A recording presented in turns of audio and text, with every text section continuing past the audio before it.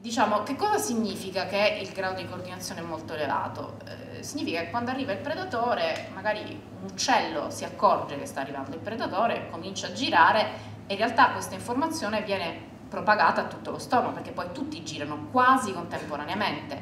Quindi vi è un meccanismo di propagazione dell'informazione che è molto efficiente.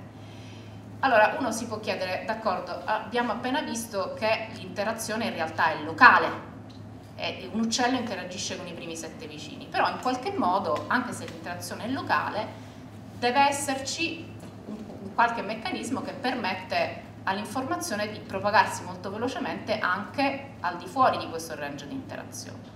Quindi per cercare di capire meglio come quantificare, come capire come avviene questa propagazione dell'informazione, quello che si guarda in fisica, che noi siamo andati a guardare anche in questi sistemi, è quella che viene chiamata correlazione.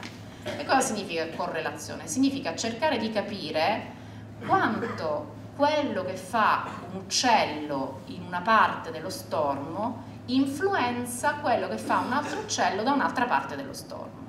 Diciamo che se c'è una reciproca influenza, noi diciamo che c'è correlazione tra i comportamenti degli uccelli in due parti diverse dello stormo.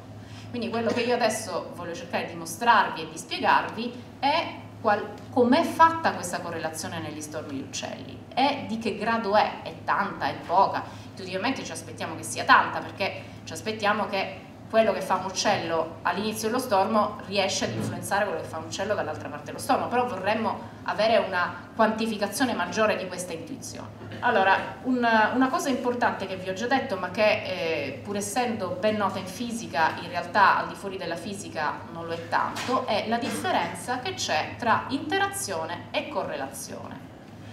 Non è vero che se io interagisco solo con 7 vicini, sono gli unici vicini che io riesco ad influenzare. Il range di interazione e il range di influenza, il range di correlazione sono due cose diverse. Un esempio semplice e classico è il gioco del telefono. Il gioco del telefono come funziona? Ci si mette in cerchio, una persona dice una parola all'orecchio del suo vicino e questo a sua volta la dice al vicino e così via.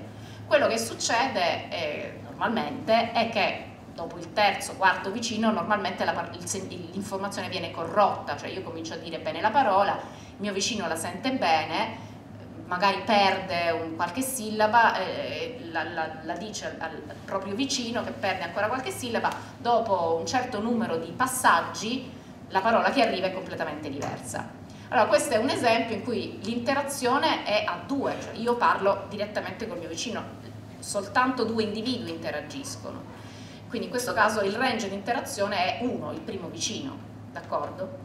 Invece il range di influenza è un po' più grande, però è comunque finito.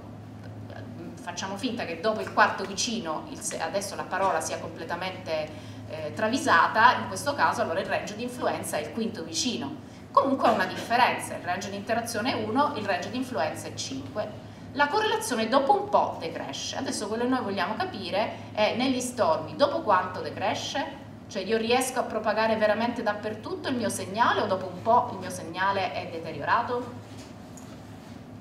Allora, quello che vi faccio vedere adesso in questa trasparenza è un'immagine delle velocità. Cioè voi vedete qui ci sono tante freccettine, ognuna di queste freccettine rappresenta la velocità di un uccello. Cioè io ho preso la stessa immagine che vi ho mostrato prima, solo che invece di metterci i pallini che rappresentavano gli uccelli, adesso su ogni pallino ho disegnato un piccolo vettore. Questo vettore indica la direzione del moto dell'uccello sottostante. Quindi vabbè, vedete una cosa che insomma si vede anche a occhio, volano tutti nella stessa direzione. Benissimo, quindi qua stanno volando tutti nella stessa direzione. Adesso però faccio qualcosa di un po' più sofisticato. Adesso sottraggo ad ognuna di queste velocità la velocità del gruppo, d'accordo?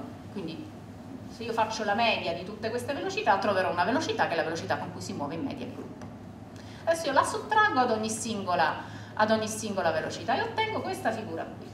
Questa figura qui, adesso se io vado a guardare questo uccello qui e vado a guardare questo vettore qui che cosa mi dice? Mi dice quanto questo uccello sta volando più in su rispetto al gruppo.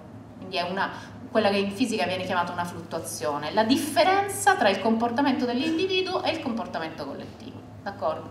Quindi questa figura mi sta dicendo che tutti questi individui qui, in realtà sono di più di quelli circondati al rosso, tutti questi individui qui stanno volando un po' più da questa parte rispetto al gruppo, tutti questi individui qui stanno volando un po' più da questa parte rispetto al gruppo, d'accordo?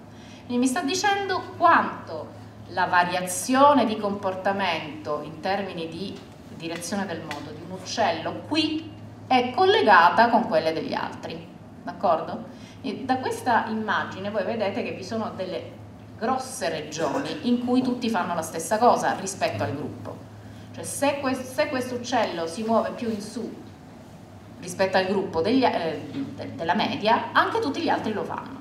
Quindi questi sono esempi di regioni correlate, cioè regioni in cui l'influenza tra un uccello e gli altri si fa sentire, d'accordo? Allora, se voi notate, in realtà queste regioni di influenza sono molto grandi, molto più grandi di 7, che è l'ordine del range di interazione. Il range di interazione è tipo qui, questi sono 7 vicini, e in realtà tutta questa regione, non so perché ho fatto questa cosa così, in realtà è tutta qua, tutta questa regione è molto correlata, d'accordo? Questo è un esempio, qui ce n'è un altro, anche qui ci sono dei grossi domini correlati. Allora, quello che adesso noi vogliamo cercare di capire è quanto è grande la taglia di questi domini e soprattutto, se io vado a guardare degli stormi più grandi, i domini che sono correlati sono anche loro più grandi o no? D'accordo? Se voi pensate al gioco del telefono, se il segnale si perde dopo 5 passaggi, se voi fate una catena di 10 individui, 100 individui, 200 individui, 300 individui, il segnale si perderà sempre dopo 5 passaggi. Quindi questo è un classico esempio in cui vi è un range di influenza finito che è 5. Quello che vogliamo capire è se negli stormi esiste un range finito, che è sempre lo stesso, qualsiasi sia la dimensione dello stormo, oppure se questo range di interazione è dell'ordine dello stormo stesso. Quindi noi per fortuna avevamo dati su tanti stormi di dimensioni diverse e abbiamo visto che quello che succede è che qualsiasi sia la dimensione dello stormo, il range di influenza cresce con lo stormo ed è dell'ordine dello stormo stesso. Quindi l'abbiamo visto quantitativamente questa figura qui, d'accordo? Questo è il range di influenza delle direzioni del moto, questo è il range di influenza della velocità in termini assoluti. Il range di influenza è dello stesso ordine dell'intero gruppo. Quindi questo significa che non ha importanza quanto è grande il gruppo, gli uccelli si influenzano l'un l'altro in tutto il gruppo. Quindi diciamo è una quantificazione del fatto che questi sistemi sono altamente coordinati. Cioè, se volete una spiegazione, questi sistemi sono altamente coordinati perché il range di influenza tra un uccello e gli altri si estende a tutto il sistema. E quindi questo è il secondo risultato. Il raggio di percezione di influenza effettivo è grande quanto l'intero stormo. Quindi questo è un secondo esempio di come, applicando certi concetti che ormai sono comuni in fisica, si sia riusciti a capire qualcosa sul comportamento degli stormi. In realtà le funzioni di correlazione sono una delle osservabili principe che è noto in fisica, caratterizzano al meglio il tipo di comportamento collettivo che uno va ad osservare in un sistema. Eppure, diciamo, nei gruppi animali non erano mai state osservate, noi siamo stati i primi ad andare a guardare le funzioni di correlazione come diciamo, strumento per quantificare il grado di risposta collettiva di un gruppo. Adesso per chiudere vorrei dirvi che cosa stiamo facendo adesso, perché questi sono studi che vanno avanti da 5 anni, ci siamo molto concentrati sugli uccelli, abbiamo fatto tantissime altre cose che non ho avuto il tempo di raccontarvi, ma adesso la nostra idea è di cercare di estendere questo tipo di analisi anche a sistemi di tipo diverso. Quindi abbiamo cominciato con dei nuovi progetti che sono partiti da un annetto, degli esperimenti anche sui moscerini. Quindi adesso abbiamo portato anche tutto il nostro apparato sperimentale non solo sui tetti di Roma ma anche nei parchi di Roma, e abbiamo fatto varie riprese dei moscerini. Vedete, questa credo sia Villa Ada, insomma una delle ville più grosse di Roma, se riesco a farlo partire. Moscerini ci sono dappertutto, quindi sicuramente li avete visti. Quello che noi vorremmo cercare di capire è come sono i pattern collettivi dei moscerini. Sui moscerini non si sa niente, già sugli uccelli un po' qualcosa si sapeva, sui moscerini non si sa assolutamente niente, ci sono pochissimi studi, però chiaramente il moto dei moscerini, quello che ci si aspetta è che sia in qualche modo legato alla funzione di accoppiamento che lo sciame deve ottemperare, quindi sarà interessante capire qual è il grado di coordinazione, di che tipo di coordinazione si tratta nel caso di sistemi di questo tipo qui. Questi sono dei video ad alta risoluzione che abbiamo adesso preso. I moscerini sono velocissimi e quindi bisogna veramente lavorare, questo è un video rallentato, ma bisogna lavorare con delle immagini ad altissima frequenza temporale, altrimenti non si riesce ad identificarli. E insomma questi sono dei moscerini. Benissimo, per finire volevo dirvi come è composto, insomma, il mio gruppo di ricerca.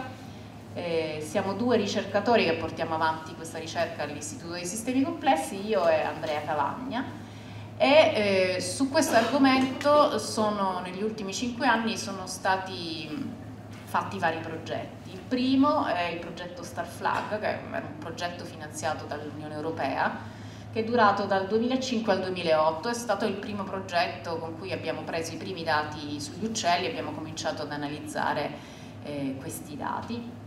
E queste sono le persone che hanno partecipato a questo primo progetto, che era peraltro un progetto in collaborazione con altri istituti di ricerca in Europa, sia di fisici che di biologi. E invece questi sono i progetti che sono attualmente in corso. E secondo me è anche interessante capire da dove vengono i finanziamenti, perché dà un po' anche l'idea di quale sia l'interesse multidisciplinare su questo argomento. Allora, i nostri finanziamenti in questo momento provengono da vari istituti, dalla Comunità Europea, dall'Istituto Italiano di Tecnologia e dal Ministero della Difesa americana. E i panel, quelli che vengono chiamati panel, cioè i settori disciplinari in cui questi finanziamenti sono stati dati sono molto diversi, perché un finanziamento è stato dato nel settore fisica teorica, un finanziamento è stato dato nel settore robotica, un altro finanziamento è stato dato nel settore teoria del controllo, quindi ingegneria, e un altro finanziamento è stato dato nel campo delle scienze dell'ambiente. Quindi, come vedete, diciamo, c'è un interesse veramente molto composito, ecco, su questo tipo di problemi, appunto perché poi quando uno va a guardare la parte più astratta, la parte più formale, cioè le regole poi si possono riutilizzare in tanti contesti diversi. Grazie.